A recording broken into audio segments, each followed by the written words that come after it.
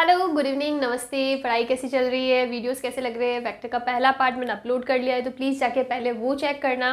आज हम लोग वेक्टर का सेकंड पार्ट के बारे में डिस्कस करेंगे और मोस्ट प्रोबेबली आज ख़त्म भी कर देंगे। और इसके बाद अगर मैं वेक्टर का एक वीडियो लाती हूँ तो वो न्यूमेरिकल्स पे होगा जो प्रीवियस ईयर में आ चुके हैं या फिर जो इंपॉर्टेंट होंगे। और दूसरी चीज़, काफ़ी बार ये प्रॉब्लम हो जाती है कि जब भी मैं वीडियो अपलोड करूँ ना, आप उसके कुछ टाइम बाद में वो वीडियो को देखना और उसके बाद सेटिंग्स में जाके उसकी जो क्वालिटी है उसको इंक्रीज़ करना। बिकॉज जैसे ही जिस टाइम अपलोड करते हैं ना, उसके कुछ टाइम तक वो प्रोसेस हो रहा होता है, तो वो क्वालिटी इंप्रूव नहीं होती। लेकिन कुछ टाइम के बाद में आप सेटिंग्स में जाके 1080p पे क्लिक करके वो क्लैरिटी एकदम परफेक्ट हो जाएगी। तो ये चीज़ मुझे आपको बतानी थी।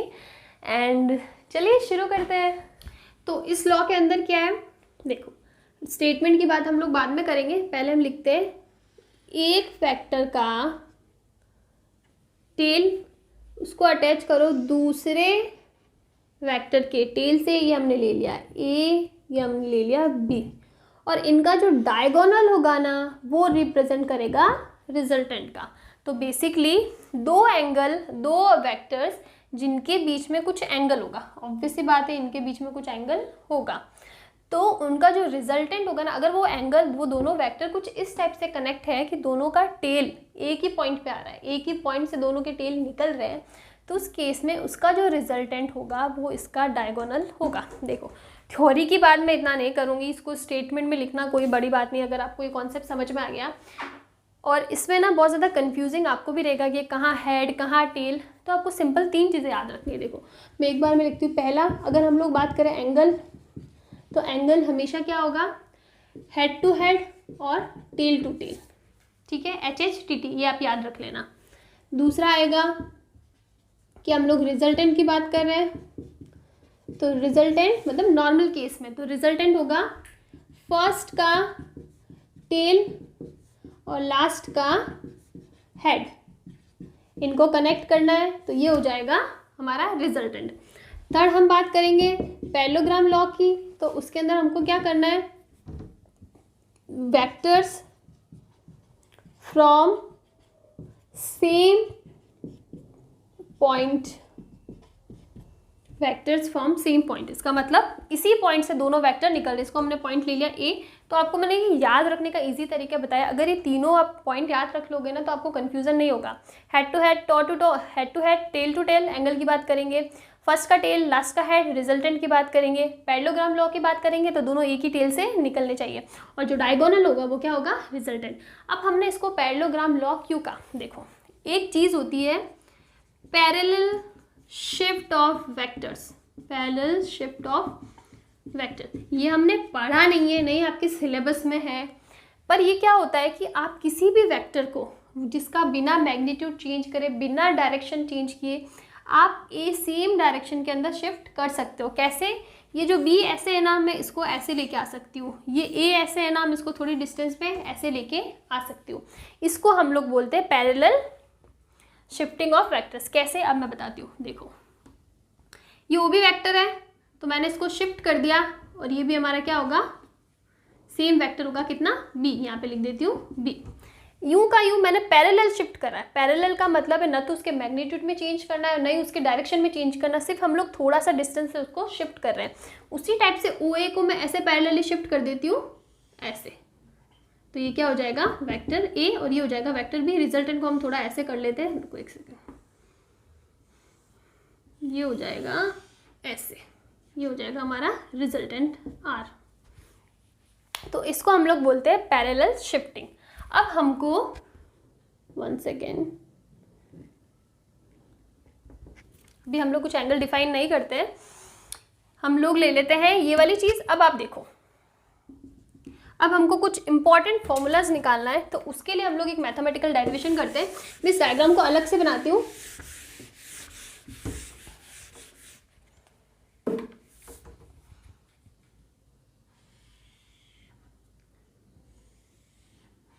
ये वेक्टर बी, ये वेक्टर ए, ये सेम पॉइंट ओ, पैरेलली हमने शिफ्ट कर दिया, ये क्या हो जाएगा, वेक्टर बी, ये क्या हो जाएगा, वेक्टर ए, और जो डायगोनल है वो हो जाएगा रिजल्टेंट आर। ए और बी के बीच का एंगल हो गया थीटा। ठीक है, इसको हम अंदर की साइड लिख देते हैं।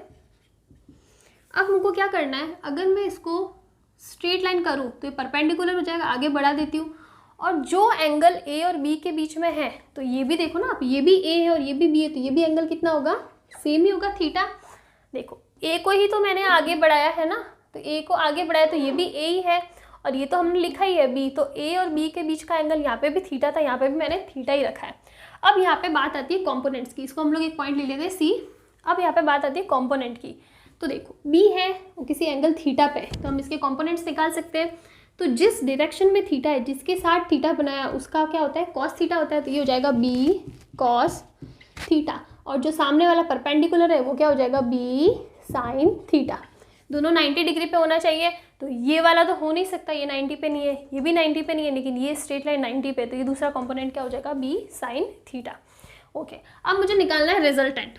ठीक है, तो हम लोग बात करते हैं, इसको हम लोग पॉइंट ले लेते हैं डी, तो हम लोग बात करते हैं ट्राइंगल ओ सी डी। तो आप देखो ये 90 डिग्री वाला एंगल है, तो पाइथागोरस लगा सकते हैं यहाँ पे। तो ये क्या हो जाए, हाइपोटेन्यूस इक्वल्स टू आर का स्क्वायर इक्वल्स टू इसका बेस का स्क्वायर। बेस कितना हो जाएगा हमारा, ए प्लस बी कॉस थीटा का स्क्वायर हो जाएगा ना। ये पूरा का पूरा लेना है, ओ डी का स्क्वायर, मैं इसको लिख देती हूँ, आर का square is equal to O D का स्क्वायर प्लस सी डी का स्क्वायर। तो ओ डी कितना हो जाएगा, A plus B cos theta, तो A plus B cos theta का स्क्वायर प्लस इसका square which is B sine theta का स्क्वायर। सॉल्व करो, कितना हो जाएगा, A square plus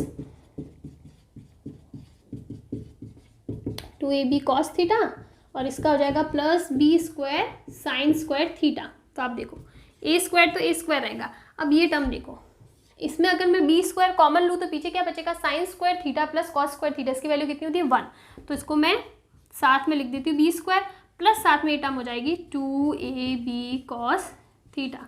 this is R resultant का square. This is very very very very important, very important. R square equals to A square plus B square plus 2ab cos theta. अगर हमको लेना है R, तो हो जाएगा under root of A square plus B square plus 2ab cos theta. ये होगा हमारा रिजल्टेंट आर। ये बहुत इंपॉर्टेंट है, आगे जाके इस पर बहुत से क्वेश्चंस भी आएंगे और हम लोग करवाएंगे भी क्वेश्चन। देखो आप मेरा शॉर्ट्स चेक करते रहना, उसमें मैं क्वेश्चंस अपलोड करती रहती हूँ और ऐसे क्वेश्चन अपलोड करती हूँ जो प्रीवियस ईयर में आ चुके हैं। तो ये हो जाएगा हमारा रिजल्टेंट। तो हम लोग बाकी सारी चीज़ें हटा देते हैं और हम लोग लिख देते हैं हमारा final answer which is R equals to root A square plus B square plus 2ab cos theta. ठीक है, अब एक चीज़ आती है कि जो रिजल्टेंट है ना, उसका जो दोनों वेक्टर्स हैं उनके बीच का एंगल तो हमने निकाल दिया विच इज़ थीटा। अगर मुझे वेक्टर और रिजल्टेंट के बीच का एंगल निकालना, मैंने इसको ले लिया अल्फा। अल्फा किसके बीच का एंगल है, वेक्टर ए और रिजल्टेंट आर के बीच का एंगल। अगर मुझे इसकी वैल्यू निकालनी है तो मैं कैसे निकालूंगी, तो ये कैसे निकालना है आपको, आप सिंपली लिख दो। देखो हमारे पास ये वैल्यू है और हमारे पास ये वैल्यू भी है, तो आप ले लो tan alpha. tan alpha equals to कितना होगा, tan अल्फा इक्वल्स टू होता है परपेंडिकुलर अपॉन बेस। परपेंडिकुलर कितना है, बी साइन थीटा, बेस कितना है a plus B cos theta. तो ये निकल गया ना। तो हमारे पास रिजल्टेंट निकालने का भी फॉर्मूला है, और अगर हमको रिजल्टेंट का किसी वेक्टर से एंगल निकालना है तो वो भी निकाल सकते हैं। अगर आपको बी के साथ में दे रखा है तो भी कोई प्रॉब्लम नहीं, आप सिंपली लिख सकते हो थीटा माइनस अल्फा। ये हो जाएगा थीटा माइनस अल्फा, वो कोई प्रॉब्लम नहीं है। तो इस टाइप से आप लोग ये एंगल भी निकाल सकते हो। देखो बहुत ही ईजी से मैथमेटिकल वाली कैलकुलेशन थी, तो मुझे नहीं लगता इसमें किसी को कोई प्रॉब्लम होनी चाहिए। अब इसके ऊपर हम लोग एक न्यूमेरिकल करते हैं।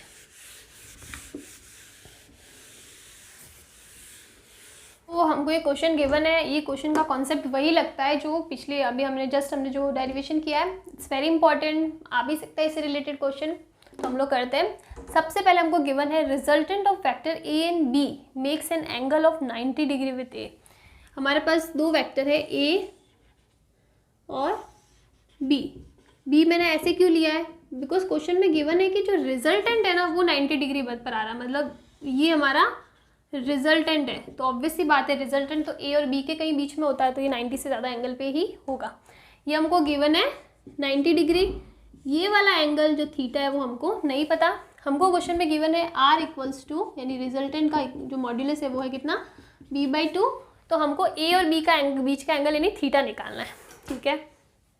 सबसे पहले आप देखो, हमको अल्फा गिवन है 90 डिग्री गिवन है, जो रिजल्टेंट और a के बीच का एंगल होता है वो गिवन है ना 90 डिग्री, और हमारा फॉर्मूला क्या है, tan alpha equals to b sine theta a plus b cos theta, यही है। तो हम लोग बात करते हैं tan alpha equals to b sine theta. a और b की वैल्यू भी हमको नहीं गिवन है, लेकिन हमको ये दे रखा है कितना, 90 degree equals to b sine theta और a plus b cos theta. अब tan 90 की वैल्यू कितनी होती है, sine 90 upon cos 90 which is infinite. तो हम लोग को इनफाइनाइट लिखने की जगह इसको लिखते हैं 1/0, ये इनफाइनाइट ही होगा, और ये हो जाएगा b sine theta a plus b cos theta. Cross multiply कर दो तो क्या हो जाएगा, a plus b cos theta equals to 0। Solve करो तो आ जाएगा cos theta equals to minus a upon b, ये होगा। हम इसको अलग से लिख देते हैं, हमारे पास आया है cos theta equals to minus a upon b है ना, हाँ, माइनस a अपॉन b, ये वैल्यू आ गई हमारे पास, ये चीज़ को हम लोग हटा देते हैं। अब हमको पूछा रिजल्टेंट, तो देखो रिजल्टेंट क्या होता है, रिजल्टेंट ये होता है ना, ये होता है root a² plus b² plus 2ab cos theta. दोनों के दोनों फॉर्मूला हमारे लग रहे हैं इस क्वेश्चन के अंदर, ये होता है। तो आप सिंपली यहाँ पे लिख दो r इक्वल्स टू b/2, तो मैं ऐसे लिख सकती हूँ ना, a² plus b² plus 2ab cos theta equals to b²/4। मैंने सिंपली दोनों साइड स्क्वायर करा है, तो r² क्या हो जाएगा, ये टर्म हो जाएगी, और b² अपॉन 4 हो जाएगा। अब यहाँ पे आपको क्या करना है, कॉस थीटा की वैल्यू पुट करनी है, तो जाएगा a² plus b² plus 2ab। Cos theta कितना है, minus a upon b, minus a upon b equals to b² upon 4 लिख दिया। b से b कैंसिल हो जाएगा, तो ये कितना बचेगा, a² plus b² minus 2a² equals to b² upon 4। और आगे सॉल्व करो तो हो जाएगा b² माइनस का a² b²/4। और आगे सॉल्व करो तो ये हो जाएगा b² minus b²/4 equals to a²। अगर हम लोग इसको और आगे सॉल्व करते हैं तो ये कितना हो जाएगा, 3b² upon 4 equals to a²। दोनों साइड में अंडर रूट ले लो, स्क्वायर रूट ले लो, तो हो जाएगा a इक्वल्स टू √3/2b, ये होगा ना। मैंने इसको सॉल्व कर दिया। अब ये इसको हम ले लेते हैं इक्वेशन 1, इसको हम ले लेते हैं इक्वेशन 2। तो अब हम लोग वैल्यू पुट करते हैं इक्वेशन 2 से 1 तक, 2 to 1, तो क्या आ जाएगा, cos theta equals to minus a कितना है, √3/2b डिवाइड बाई b, तो b से b कैंसिल हो जाएगा इक्वल्स टू, तो हो जाएगा cos theta equals to minus का √3/2। अब आपको चेक करना है वैल्यू कब आती है, और इसको हम लोग आगे सॉल्व करेंगे तो ये क्या हो जाएगा, थीटा इक्वल्स टू 150 डिग्री। तो ये वाला जो एंगल है दोनों के बीच का वो कितना आ रहा है, 150 डिग्री। तो इस टाइप से आपको इससे रिलेटेड न्यूमेरिकल सॉल्व करने हैं।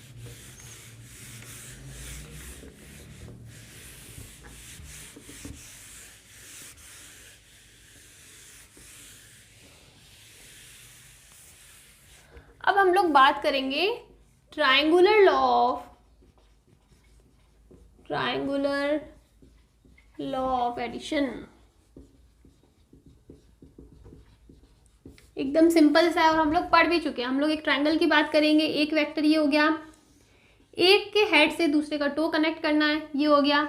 अब इसका जो रिजल्टेंट होगा वो क्या होगा, फर्स्ट वाले का टेल और फाइनल वाले का हेड। तो ये हो जाएगा रिजल्टेंट, ये हो गया वेक्टर ए और ये हो गया वेक्टर बी। इसको हम लोग बोलते हैं ट्रायंगुलर लॉ ऑफ एडिशन। और इसके अंदर भी हमको सेम चीज़ अप्लाई करनी है। जो आर होगा ना वो क्या होगा, a² प्लस अंडर रूट का b² plus 2ab cos theta, और थीटा क्या होगा, a और b का बीच का एंगल। अब यहाँ पे देखो, यहाँ पे मैंने ले रखा है गिवन थीटा, सॉरी ये दे रखा है मैंने कोई एंगल 60 डिग्री, तो इसका मतलब 60 तो नहीं हो सकता, ये होगा 120 डिग्री।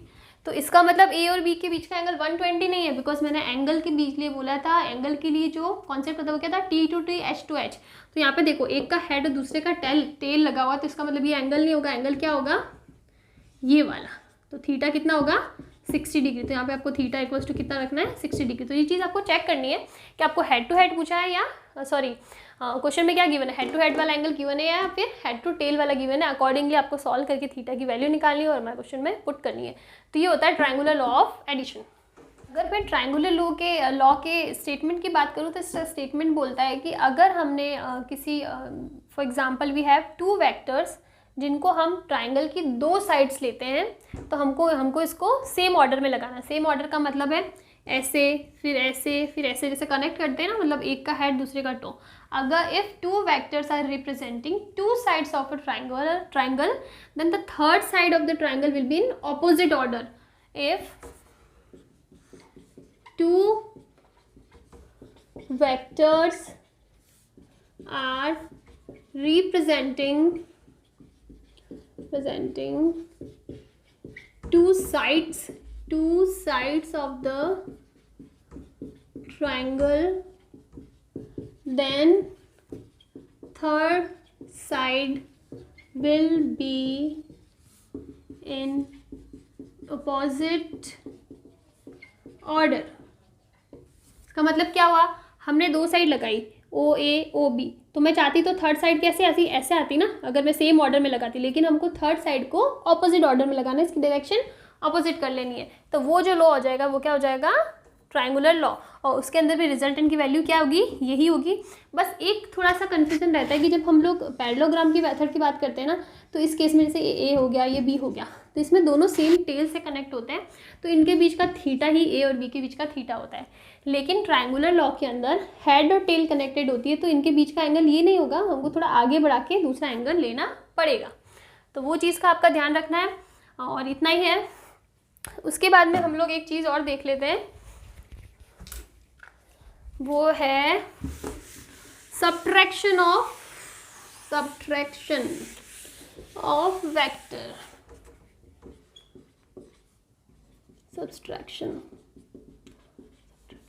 सब्ट्रैक्शन के अंदर क्या होता है, सब्ट्रैक्शन के अंदर आपको सिंपल सा चीज़ है कि सब्ट्रैक्शन जैसी चीज़ वेक्टर के केस में कुछ नहीं होती है, ऐसा नहीं होता है ए माइनस ए। हमको क्या करना है, ए वेक्टर के अंदर नेगेटिव वेक्टर को ऐड करना है, बी ले लिया, तो ये हो जाएगा हमारा a माइनस बी। तो इसके लिए हम क्या कर सकते हैं, देखो ये a हो गया, ये b हो गया, और ये जो रिजल्टेंट होता था ना वो हमारा क्या होता था, a प्लस बी, यही एडिशन होता है। हम लोग लॉ ऑफ एडिशन की बात कर रहे थे अभी तक, रिजल्टेंट मतलब जो भी वेक्टर्स है उनका एडिशन। और जब हमको a माइनस बी निकालना है ना, तो a माइनस बी क्या होगा, इसका मतलब हमको चाहिए a ऐड करना है माइनस का b वेक्टर, तो हमको इस b वेक्टर को माइनस b में वेक्टर चेंज करना होगा, मतलब हम इसकी डायरेक्शन ऐसे कर देते, हो जाएगा। ये a हो गया, ये क्या हो गया, b हो गया, और ये वाला जो होगा ना वो हमारा क्या होगा, ये होगा a vector minus b vector. देखो समझ में आया आपको ये चीज़, a b रिजल्टेंट निकालते हैं, ऑपोजिट साइड वाली ले लो, तो ये हमारा क्या होगा, रिजल्टेंट। जब हमको सब्ट्रैक्ट करना है ना, तो जिसके आगे माइनस साइन आ रहा है ना उसकी डायरेक्शन को चेंज कर लो। बी ऐसे जा रहा था, मैंने डायरेक्शन जस्ट ऑपोजिट कर ली। जस्ट ऑपोजिट करना है, ऐसा नहीं कि आप इधर कर लो किधर भी कर लो, नहीं, जस्ट ऑपोजिट डायरेक्शन ले लो, और फिर उसके बाद में जो भी रिजल्टेंट आएगा वो क्या हो जाएगा, a माइनस बी। दूसरी चीज़ आएगी, इसका जो रिजल्टेंट होगा ना वो होगा a square plus B square minus 2ab cos theta. जब हम लोग ऐड कर रहे थे तो उस केस में यहाँ पे प्लस ए बी आ रहा था, लेकिन सब्ट्रैक्शन के केस के अंदर यहाँ पे क्या हो जाएगा, माइनस 2ab कॉस थीटा। तो ये चीज़ का आपको ध्यान रखना है। तो बस ये है एडिशन एंड सब्ट्रैक्शन। अब हमारा नेक्स्ट टॉपिक है मल्टीप्लिकेशन ऑफ वेक्टर्स। जैसे हमने एडिशन और सब्ट्रैक्शन पढ़े उसी टाइप से एक टॉपिक होता है मल्टीप्लिकेशन ऑफ वेक्टर्स। देखो अगर मैं बात करूँ दो स्केलर की मल्टीप्लिकेशन, स्केलर क्या होगा, सिर्फ वैल्यू, सिर्फ मैग्नीट्यूड, उसके अंदर कोई भी डायरेक्शन नहीं होगी। तो अगर मैं स्केलर्स की मल्टीप्लिकेशन की बात करूँ तो 2/2 equals to 4, 2 multiply by 3 equals to 6। This is very simple, इसमें पढ़ने जैसा कुछ है भी नहीं, है तो नॉर्मल मैथमेटिक्स है। तो अगर हम लोग वेक्टर मल्टीप्लिकेशन की बात करेंगे ना, तो उसमें भी दो केस आएंगे। पहला केस आता है अगर हम लोग कर रहे हैं वेक्टर मल्टीप्लाई बाय वेक्टर, एक बार मैं लिख देती हूँ, and second is also vector multiply by vector. हाँ एक चीज़ है कि अगर मैं किसी वेक्टर को स्केलर से मल्टीप्लाई करती हूँ ना तो वो क्या होगा, तो वो वेक्टर ही रहेगा। क्यों रहेगा? सी मेरे पास कोई भी वेक्टर है 2i प्लस 4k, मैंने ये मान लिया। अब मैं इसको स्केलर मतलब 2 से मल्टीप्लाई करूँ तो सिंपली 4i प्लस 6k होगा, लेकिन डायरेक्शन तो रहेगी और डायरेक्शन है तो इसका मतलब वो क्या होगा, वेक्टर होगा। तो दिस इज़ वेरी सिंपल, इसलिए मैं इसके बारे में बात नहीं कर रही हूँ। हमारे दो मेजर टॉपिक होंगे। अगर मैं वेक्टर मल्टीप्लिकेशन बाय वेक्टर करती हूँ और इसका पहला होगा अगर ये आता है स्केलर और दूसरा होगा वेक्टर। बेसिकली हमारे पास दो टाइप के मल्टीप्लिकेशन है, दोनों ही केसेस में हम एक वेक्टर को दूसरे वेक्टर से ही मल्टीप्लाई कर रहे हैं, लेकिन रिजल्ट में डिफरेंस है। रिजल्ट में क्या डिफरेंस है, एक में रिजल्ट स्केलर क्वांटिटी आ रहा है और एक में वेक्टर क्वांटिटी आ रहा है। तो ये वाला जो होता है ना, इसको हम लोग बोलते हैं स्केलर प्रोडक्ट, स्केलर प्रोडक्ट, या फिर बोल दो इसको डॉट प्रोडक्ट, डॉट प्रोडक्ट। और जब वेक्टर को मल्टीप्लाई करने में वेक्टर आता है तो उसको हम लोग बोलते हैं क्रॉस प्रोडक्ट। प्रोडक्ट का मतलब मल्टीप्लिकेशन, क्रॉस प्रोडक्ट। ये इसको हम लोग ऐसे लिखते हैं और इसको हम लोग डॉट से सिंप्लीफाई करते हैं। तो ये दो केस है हमारे पास, हमको ये दोनों मल्टीप्लिकेशन पढ़ना है, कौन से, डॉट प्रोडक्ट पढ़ना है और क्रॉस प्रोडक्ट पढ़ना है। तो सबसे पहले हम लोग बात करते हैं डॉट प्रोडक्ट की। We have dot product. ठीक है, हमारे पास दो वेक्टर है a b, ये हो गया a, ये हो गया b, इनके बीच का एंगल ले लिया थीटा। ये वाला थीटा वैलिड होगा, ये एक्चुअल थीटा इनके बीच का, बिकॉज दोनों की टेल ऐड है। देखो वो मैंने पिछले में वीडियो में भी बताया था कि अगर पिछले वीडियो में क्या अभी थोड़ी देर पहले ही बताया था कि जब हम लोग को दो वेक्टर्स के बीच का एंगल लेना है ना, तो हमको चेक करना पड़ेगा कि वो टेल से टेल हो या फिर हेड से हेड हो, तभी वो रियल एंगल होगा। हम लोग एक हेड और एक टेल के बीच का एंगल नहीं निकाल सकते। अगर हमको ऐसा गिवन है क्वेश्चन में तो हमको एक वेक्टर को आगे बढ़ाना पड़ेगा, उस केस में हमारा हेड टू हेड या toe to toe, tail to tail मिल जाएगा, तो उस केस में आप वहाँ पे एंगल ले सकते हो। तो ये चीज़ आपको ध्यान रखनी है। तो क्या हमको एंगल गिवन है, अब मुझे निकालना है डॉट प्रोडक्ट। डॉट प्रोडक्ट का मतलब क्या होता है, ये हो गया ए, ये हो गया बी, इसको जो डॉट लिख रहे हैं ना, यही डॉट प्रोडक्ट को या फिर स्केलर प्रोडक्ट को रिप्रेजेंट करता है, इसका सिंबल है। अब एक चीज़ आती है, हमने बोला है कि जब हम लोग स्केलर प्रोडक्ट की बात करेंगे तो दो वेक्टर का मल्टीप्लाई करने पर हमको मिलेगा एक स्केलर क्वांटिटी। इसके ऊपर मैंने एरो नहीं लगाया, इसका मतलब ये क्या है, स्केलर क्वांटिटी। मल्टीप्लाई करा है मैंने दो वेक्टर्स को, रिजल्ट में क्या मिला है, स्केलर क्वांटिटी। तो ये जो a डॉट बी है ना, a डॉट बी, इसको हम लोग लिखते हैं a b cos थीटा। ये बहुत ही इम्पॉर्टेंट फॉर्मूला है स्केलर प्रोडक्ट का, कि अगर दो वेक्टर का हम लोग डॉट प्रोडक्ट करते हैं या फिर हमको स्केलर प्रोडक्ट करना है तो क्या होगा, a का मैग्नीट्यूड मल्टीप्लाई बाय b का मैग्नीट्यूड और उनके बीच में जो एंगल है ना उसका cosine, that is cos theta. ये जो भी एंगल दे रखा है उसका कॉस थीटा हमको निकालना है, और कोई डायरेक्शन इसमें नहीं होगी because this quantity is what, scalar. Okay ठीक है, ये चीज़ हमारे पास आ गई। अब एक चीज़ आती है कि क्या a डॉट बी, क्वेश्चन में आ गया, हाँ, ये b डॉट a के बराबर होगा या नहीं होगा। मुझे पता है नहीं, सॉरी होगा, लेकिन हम लोग चेक कर लेते हैं कैसे होगा। a डॉट b को हम क्या लिखते हैं, a b cos थीटा, इसको हम क्या लिखेंगे, b a। अब देखो जब भी हम लोग एंगल लेंगे ना तो एंगल हमको क्या लेना है, जैसे हम लोग ए बी एंगल ले रहे हैं ना, ए से लेके बी तक, तो ए से बी की साइड जाना है। हमने लिया ए डॉट बी तो हम ए से बी की साइड जाएंगे विच इज़ थीटा, कोई प्रॉब्लम नहीं है। लेकिन जब मैं बी डॉट ए की बात कर रही हूँ तो मुझे बी से ए की साइड जाना है और हमको इसी डायरेक्शन में जाना है, दैट इज एंटी क्लॉकवाइज। मैं ऐसे क्लॉकवाइज डायरेक्शन में जाके फिर से थीटा नहीं लिख सकती हूँ। तो अगर मैं बी डॉट ए निकालूँ ना तो मुझे ये वाला एंगल चाहिए होगा। दिस इज़ वेरी इंपॉर्टेंट, याद रखना। ए डॉट बी की बात करेंगे तो हमको यही एंगल लेना है डायरेक्शन में, बी की डायरेक्शन में। देखो सिंपल सी चीज़ है, अगर हम ए डॉट बी कर रहे हैं ना तो हमको ए से बी की तरफ जाना है, और जब हम लोग बी डॉट ए की बात कर रहे हैं ना तो हमको बी से ए की तरफ जाना है। और कैसे जाना है, एंटी क्लॉकवाइज जाना है, ऐसे नहीं कि मैं ऐसे आ जाऊँ। ओके तो इस केस में हमारा एंगल क्या होगा, ये वाला एंगल होगा, let's say it is theta dash. तो ये एंगल कितना होगा, देखो मैं इसको लिख देती हूँ कॉस थीटा डैश। अब ये थीटा डैश है ना, ये पूरा का पूरा कितना होता है 360 डिग्री होता है, तो मैं इस थीटा डैश को क्या लिख सकती हूँ कॉस 360 माइनस थीटा। पॉसिबिलिटी है इसकी, पॉसिबल है, करेक्ट है, इसमें कोई प्रॉब्लम नहीं है। अब आप देखो 360 माइनस थीटा कितना होता है, चाहे साइन 360 माइनस थीटा हो चाहे कॉस 360 माइनस थीटा हो, कितना होता है थीटा। तो ये हो जाएगा A B cos theta equals to B A cos theta. ये किसके बराबर होगा, कॉस थीटा के बराबर। तो दोनों चीज़ सेम आ रही है। देखो मैग्नीट्यूड है, ये तो स्केलर क्वांटिटी है, तो इसका मल्टीप्लिकेशन में कोई फर्क आएगा भी नहीं। तो इसका मतलब हम क्या लिख सकते हैं, A dot B is equals to B dot A. ये चीज़ हमको याद होनी चाहिए। ठीक है, चलो ये चीज़ भी हो गई। अब हम लोग बात करते हैं ऑर्थोगोनल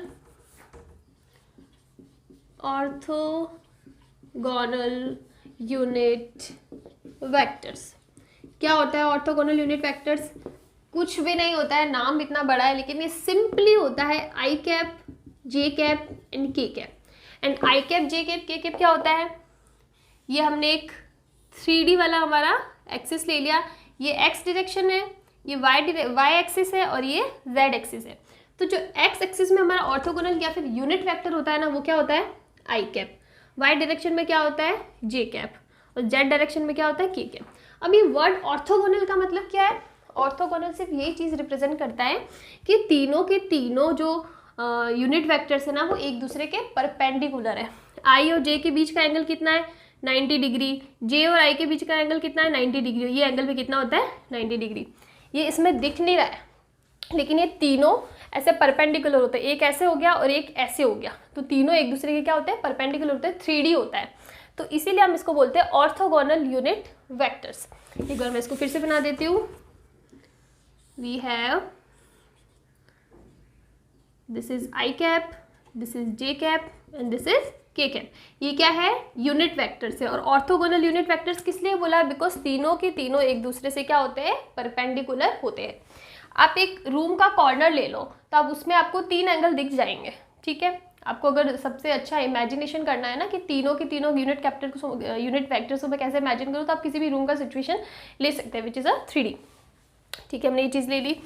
अब इसके अंदर आते हैं कुछ बेसिक रूल्स। क्या रूल्स होते हैं कि आई डॉट आई कैप कितना होगा, जे कैप डॉट जे कैप कितना होगा। मतलब इन यूनिट वेक्टर्स का मैं क्या ले रही हूँ स्केलर प्रोडक्ट ले रही हूँ। मैंने डॉट लगाया ना, तो डॉट तो क्या होता है स्केलर प्रोडक्ट यानी डॉट प्रोडक्ट होता है, तो इसकी वैल्यू कितनी होगी। एक तो ये हो गया। दूसरी चीज़ हो गई अगर मैं ले लूँ आई डॉट जे, तो इसकी वैल्यू कितनी होगी, जे डॉट के ले लिया कितना होगा, के डॉट आई ले लिया कितना होगा। इसका ऑपोजिट भी हो सकता है, आई डॉट के भी हो सकता है, ये सारी चीज़ें। तो ये कैसे निकालेंगे, सी आई डॉट आई सिंपल लिख दो, आई डॉट आई कितना होगा, आई का मैग्नीट्यूड वापस आई का मैग्नीट्यूड और इनके बीच का थीटा। आई कैप के साथ में थीटा कितना होगा, बीच में एंगल कितना होगा 0 होगा ना। ये आई कैप और वही आई कैप दोनों पैरेलली होंगे, एक ही है, तो उनके बीच का एंगल कितना है 0। तो ये कितना हो जाएगा कॉस 0। कॉस 0 की वैल्यू कितनी होती है 1। तो I cap dot I cap. और ये यूनिट वेक्टर से, यूनिट वेक्टर मतलब जिसका मैग्नीट्यूड कितना है 1। कोई भी यूनिट वेक्टर होता है ना ए कैप ए, तो इसका सॉरी ये यूनिट वेक्टर है, तो इसका जो मैग्नीट्यूड होता है ना, मैंने आपको बताया था कितना होता है 1। तो इसका मतलब ये मैग्नीट्यूड कितना होगा 1 और ये भी कितना होगा मल्टीप्लाई बाय 1 और ये भी कितना होगा 1। तो वैल्यू कितनी आ गई 1। इसी टाइप से आप निकाल दो J cap dot J cap equals to 1 और K cap dot K cap equals to 1। तो इसका मतलब जब हम लोग स्केलर प्रोडक्ट की बात करेंगे ना, तो उसके केस में जो यूनिट वेक्टर्स है उनका अपने आप से ही मल्टीप्लिकेशन, मतलब आई का आई के साथ, जे का जे के साथ, तो के का के के साथ, उसकी वैल्यू कितनी आएगी 1 आएगा। ये चीज़ हो गई। अब हम लोग दूसरा केस लेते हैं जब हम बात करेंगे आई कैप डॉट जे कैप। तो इसको मैं क्या लिख सकती हूँ, ये हो गया आई कैप इसका मैग्नीट्यूड, ये हो गया जे का मैग्नीट्यूड और इनके बीच का एंगल कितना है, बीच का एंगल मैंने आपको बताया था ये क्या है ऑर्थोगोनल यूनिट वेक्टर्स है। इसका मतलब 2 यूनिट वेक्टर्स के बीच का एंगल क्या रहेगा हमेशा 90 डिग्री। तो ये बीच का एंगल क्या रहेगा cos 90 और cos 90 कितना होता है 0। तो इसका मतलब I cap dot I cap, अब चाहे इसका मैग्नीट्यूड 1 हो लेकिन ये 0 से मल्टीप्लाई होगा तो ये क्या हो जाएगा 0। तो सेम इसी टाइप से अगर आप J cap dot J cap dot K cap ले लो, ये भी ज़ीरो आएगा। के कैप डॉट आई कैप ले लो, ये भी ज़ीरो ले लो आएगा। आई कैप डॉट के कैप, इसका उल्टा भी ज़ीरो ही रहेगा। ये काफ़ी इंपॉर्टेंट है, जब आप इसके ऊपर न्यूमेरिकल सॉल्व करोगे ना तब ये चीज़ आपको बहुत काम आने वाली है। तो इसलिए एक सेंटेंस में चीज़ याद रखना, सबसे पहली चीज़ अगर मैं बात करूँ डॉट प्रोडक्ट की, डॉट प्रोडक्ट या फिर स्केलर प्रोडक्ट की, तो एक चीज़ तो रखना, इनके बीच का एंगल कॉस की टर्म में होता है कॉस थीटा। थीटा निकालने से पहले आपको पता होना चाहिए थीटा हमेशा हेड टू हेड या टेल टू टेल निकलेगा। पहली चीज़ ये हो गई। दूसरी चीज़ आती है, अगर सेम यूनिट वेक्टर्स आपस में मल्टीप्लाई कर रहे हैं आई डॉट आई तो उनकी वैल्यू होती है 1, अगर ऑपोजिट कर रहे हैं तो उनकी वैल्यू होती है 0। हम लोग एक एग्जाम्पल ले लेते हैं।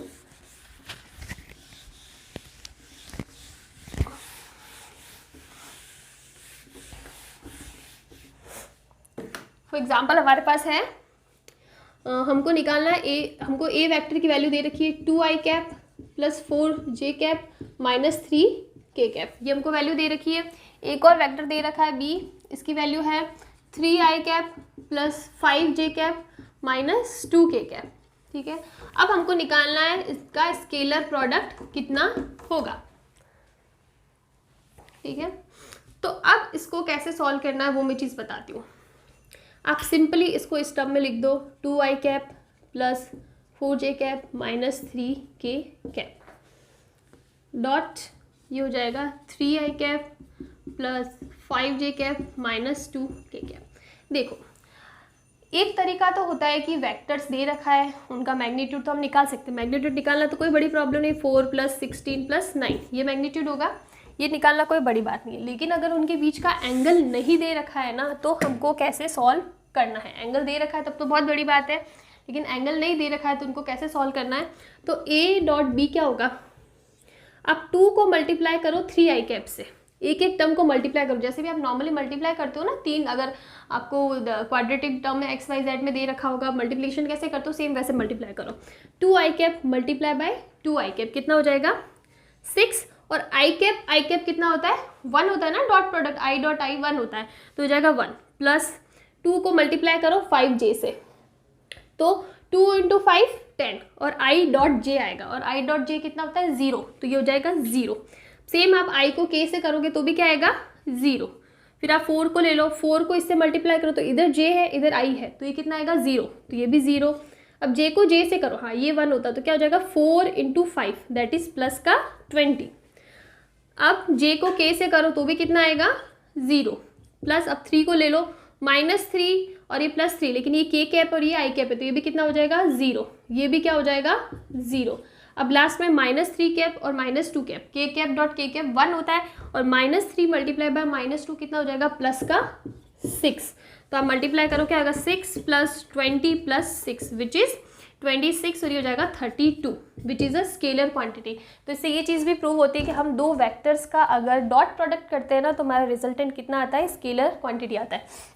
ये तो मैंने आपको बताया कि आपको एक एक को सॉल्व करना हो तो कैसा करना होगा, लेकिन इतना लंबा आप एग्जाम में कब करने बैठोगे। तो सिंपल सी चीज़ है, 2 का स्केलर प्रोडक्ट करना है, किसी को मत छोड़ो, 2 को 3 से कर दो 6 प्लस 4 को 5 से कर लो 20 -3 -3 प्लस 6। हमको सिंपली ऐसे सॉल्व करना, हम i cap j cap i cap ऐसे नहीं करेंगे। आप सिंपल i वाली टर्म ले लो, j वाली ले लो, k ले लो, बाकी टर्म्स लिखने की ज़रूरत नहीं है। तो ये होता है हमारा डॉट प्रोडक्ट। अब एक चीज़ आती है कि हमको डॉट प्रोडक्ट की नीड क्यों पड़ी, हमको क्यों डॉट प्रोडक्ट निकालना है। तो डॉट प्रोडक्ट में आपको पता है कि a डॉट b जो होता है ना उसको हम लिखते हैं a b cos थीटा। तो अगर हमको किन्हीं दो वेक्टर्स के बीच का एंगल निकालना है, हमको दो वेक्टर्स दे दिया, ठीक है, जैसे मैंने अभी क्वेश्चन में गिवन था ना 2i cap plus 3k cap 3j cap -4k, कुछ भी ले लो, 2 वाली और एक और यहाँ पे 2 दे दी। अब हमको पूछा है इन दो वेक्टर्स के बीच का एंगल निकालो। तो जो डॉट प्रोडक्ट का यूज़ होता है ना वो एंगल निकालने के लिए होता है। वो कैसा होता है, वो होता है a डॉट b। जो मैंने क्वेश्चन दिया था, अगर मैं वही सेम क्वेश्चन दूँ कि आपको एंगल निकालना है तो आप a डॉट b यानी स्केलर प्रोडक्ट लेना है। जैसे मैंने निकाला ना 32 आया था, सेम वैसे निकाल दो 32, फिर इंडिविजुअल का मैग्नीट्यूड निकाल दो और डिवाइड कर दो, वो हमारा कॉस थीटा आ जाएगा। तो बेसिकली डॉट प्रोडक्ट का यूज़ होता है to find the angle between any two vectors. अगर किन्हीं दो वेक्टर के बीच का एंगल निकालना है तो हम लोग क्या यूज़ करेंगे, डॉट प्रोडक्ट यूज़ करेंगे। ये चीज़ हो गई डॉट प्रोडक्ट। इसके अलावा डॉट प्रोडक्ट में कुछ भी नहीं है। आप ज़्यादा से ज़्यादा इसके ऊपर प्रैक्टिस करो, ज़्यादा से ज़्यादा न्यूमेरिकल्स करो, ताकि वो आई कैप जे कैप का जो कन्फ्यूज़न है ना वो आपको क्वेश्चन के अंदर नहीं हो। अब हम लोग बात करते हैं क्रॉस प्रोडक्ट की, जो हमारा दूसरा मल्टीप्लिकेशन वाला लॉ था, सॉरी टाइप था ना, विच इज क्रॉस प्रोडक्ट। और क्रॉस प्रोडक्ट के अंदर क्या होता है, एक वेक्टर को दूसरे वेक्टर से मल्टीप्लाई करता है तो रिजल्ट भी क्या आएगा, वेक्टर ही आएगा। मतलब हमारा जो रिजल्टेंट होगा ना उसके पास भी क्या होगी, डायरेक्शन होगी। जब हम लोग वेक्टर की बात कर रहे हैं, वैल्यू तो दोनों के पास होती है, स्केलर के पास भी होती है और वेक्टर के पास भी होते हैं, लेकिन इसमें जो रिजल्टेंट आएगा ना उसके पास भी डायरेक्शन होगी। बिकॉज क्यों, बिकॉज का रिजल्ट भी क्या है, वेक्टर क्वांटिटी है। तो हम लोग लेते हैं, ये हमारा वेक्टर हो गया ए, ये हमने ले लिया वेक्टर बी, ये इनके बीच का एंगल हो गया थीटा। तो अगर मुझे क्रॉस प्रोडक्ट निकालना है तो इसका सिंबल क्या होता है, क्रॉस। सिंपल नाम ही बता रहा है, डॉट प्रोडक्ट मतलब डॉट, क्रॉस प्रोडक्ट मतलब क्रॉस लगाना है। ये हो जाएगा बी, और इसको हम क्या लिखेंगे, सेम चीज, resultant of A, resultant of B, लेकिन उस केस में बीच का एंगल कॉस थीटा था और यहाँ पे होगा साइन थीटा। ठीक है, लेकिन अगर मैं सिर्फ इतना ही लिखूंगी तो फिर तो ये स्केलर क्वांटिटी हो गई ना। देखो साइन थीटा की वैल्यू साइन थीटा की वैल्यू तो स्क्वायर मतलब कोई स्केलर नंबर क्वांटिटी आएगी, चाहे वो 1 आए, 1/2 आए, √3/2 आए, 1 0 कुछ भी आए, बीच में भी कुछ आए, लेकिन वो वैल्यू स्केलर होगी और रिजल्टेंट भी हमेशा स्केलर होता है। फिर तो हमारा ये पूरा का पूरा स्केलर बन गया। लेकिन हमारा क्रॉस प्रोडक्ट बोलता है कि दो वेक्टर्स का मल्टीप्लिकेशन भी एक वेक्टर क्वांटिटी होना चाहिए, मतलब उसके साथ डायरेक्शन होनी चाहिए।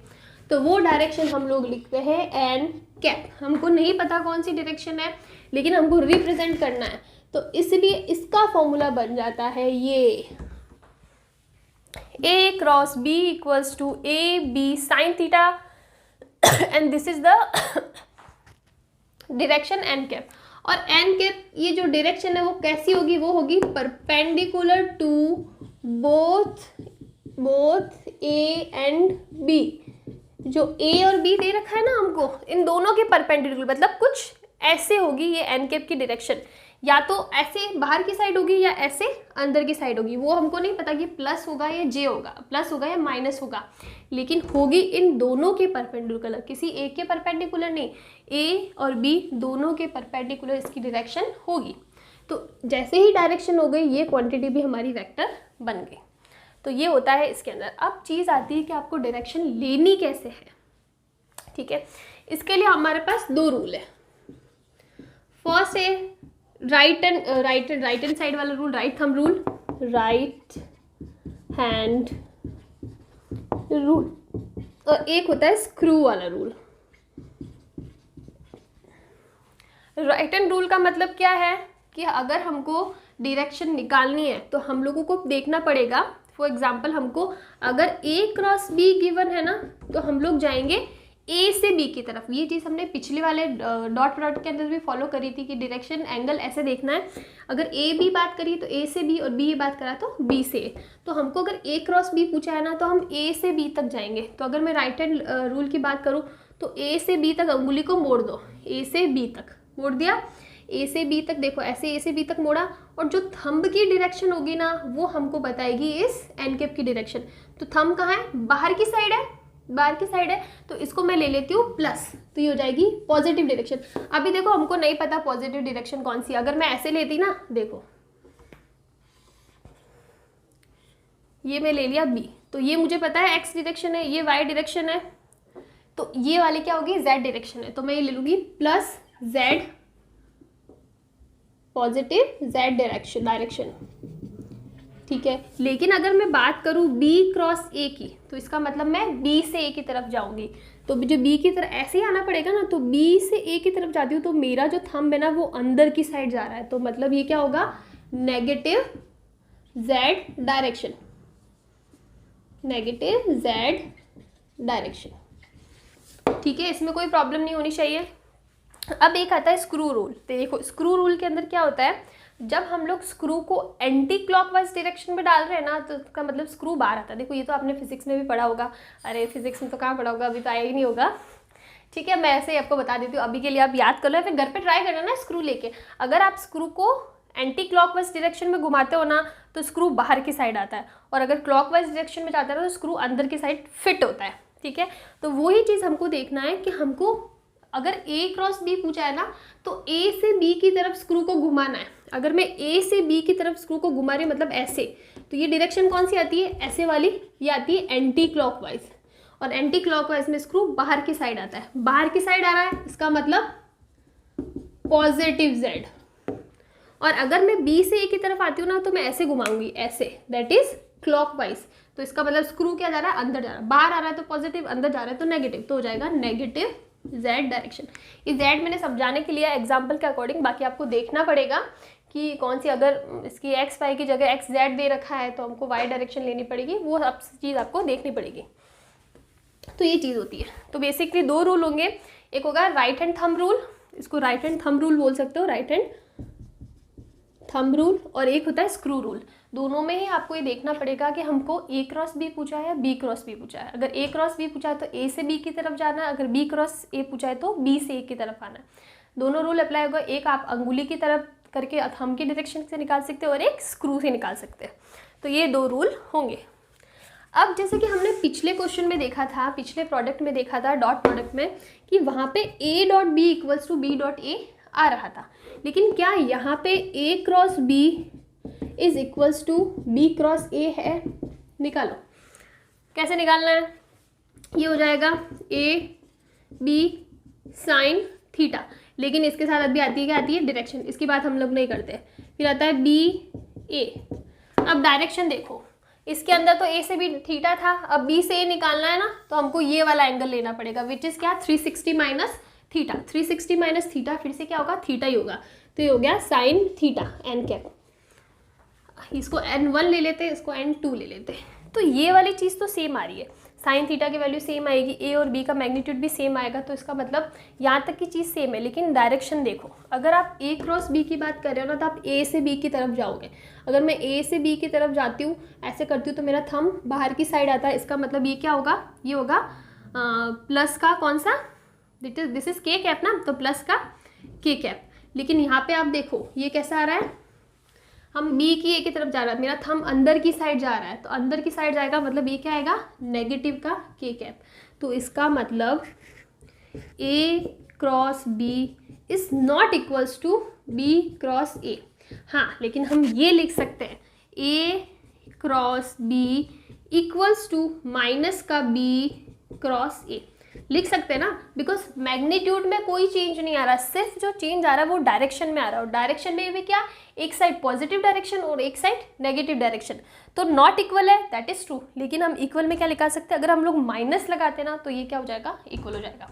तो ये चीज़ आपको याद रखनी है कि डॉट प्रोडक्ट के अंदर जो मल्टीप्लिकेशन होता है वो सेम आता है, चाहे A डॉट B करो चाहे B डॉट A करो, लेकिन क्रॉस प्रोडक्ट के अंदर सेम नहीं आता है, नेगेटिव साइन आएगा, बिकॉज डायरेक्शन चेंज होती है। तो ये हो गया हमारा क्रॉस प्रोडक्ट।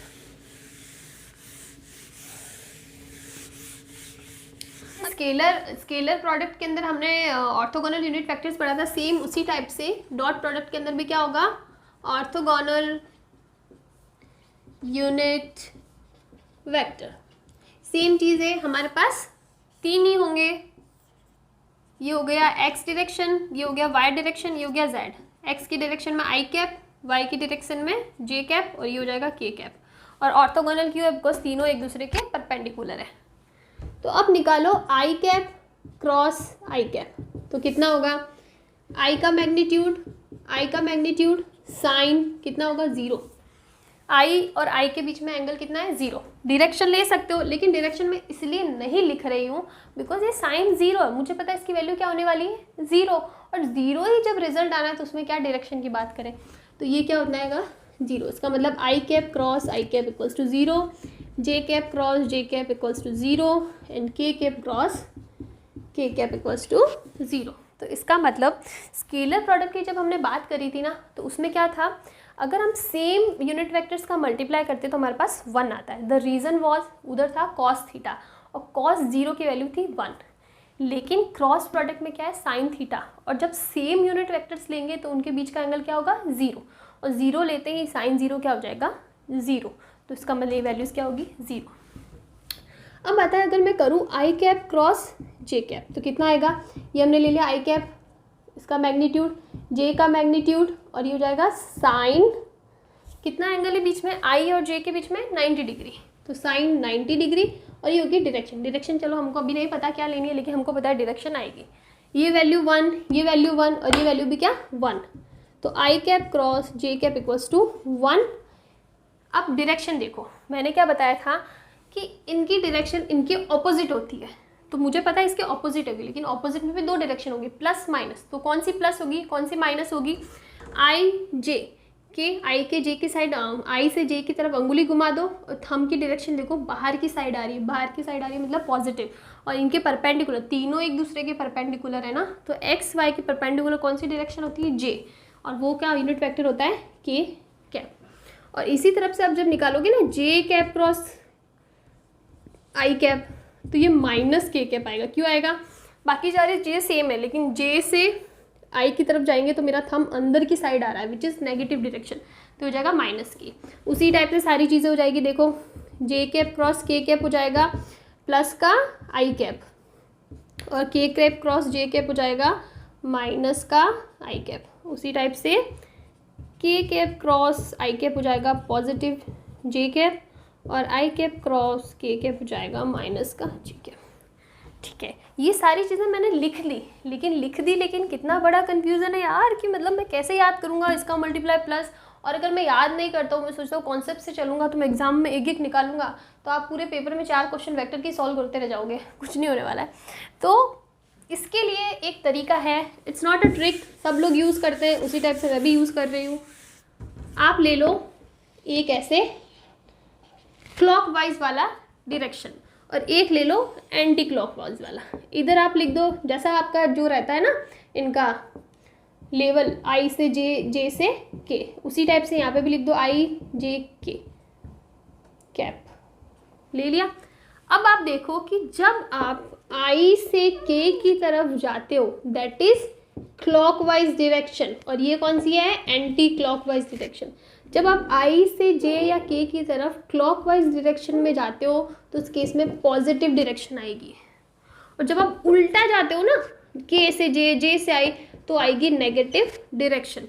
देख लो आप आई से जे जाते हो, उसका मतलब आई क्रॉस जे, तो डायरेक्शन पॉजिटिव आएगी, और कौन सी आएगी, तो बस आपको देखना कि इन दोनों के अलावा पीछे बचा क्या, के बचा ना, तो पॉजिटिव के लिख दो। जे से के भी क्लॉकवाइज आ रहा है, तो जे से के कितना हो जाएगा, पॉजिटिव का आई, इन दोनों के अलावा क्या बचा है, आई।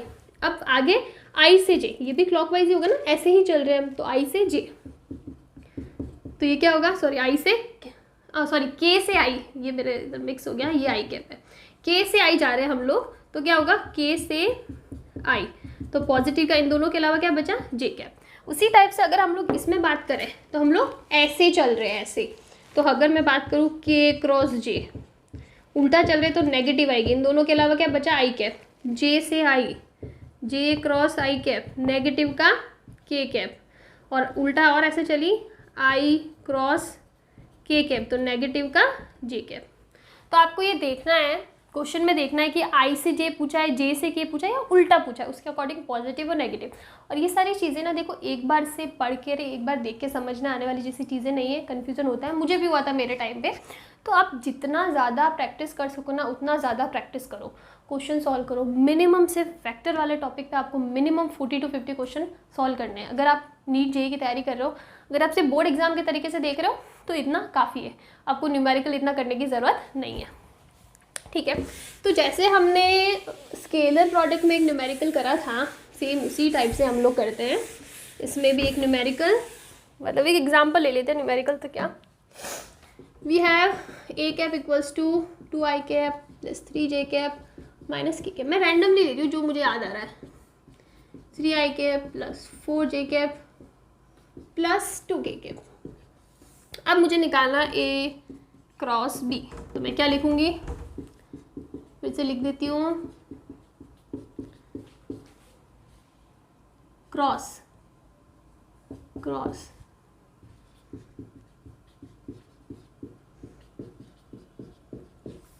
जब हमने स्केलर प्रोडक्ट करा था ना तो वो तो बहुत ईजी था, उसके अंदर तो क्या था, सिर्फ सेम वाले को लिख दो, 2 × 3 6 + 3 × 4 12 -2, उसमें कोई प्रॉब्लम नहीं था।